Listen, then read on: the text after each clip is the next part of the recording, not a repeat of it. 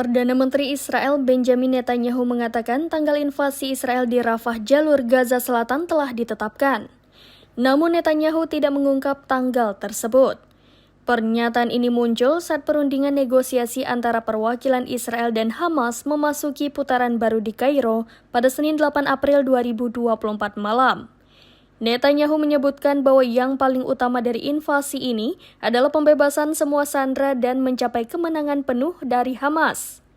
Sebelumnya Israel telah menggempur jalur Gaza Utara Tengah hingga Khan Younis di jalur Gaza Selatan dengan dalih untuk menargetkan Hamas. Mengomentari pengumuman ini, juru bicara Departemen Luar Negeri Amerika Serikat, Matthew Miller mengatakan bahwa Amerika Serikat belum diberitahu mengenai tanggal invasi Israel ke Rafah, setelah Netanyahu mengonfirmasi tanggal tersebut telah ditetapkan.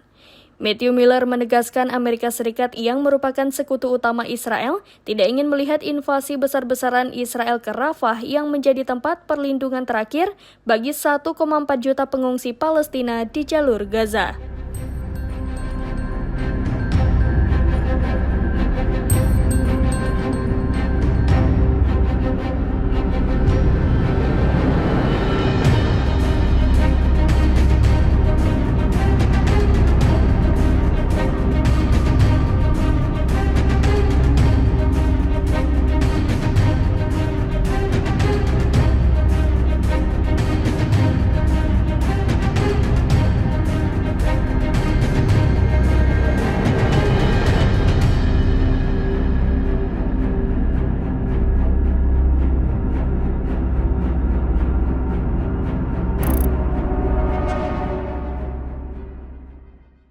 Download Tribun X sekarang, menghadirkan lokal menjadi Indonesia.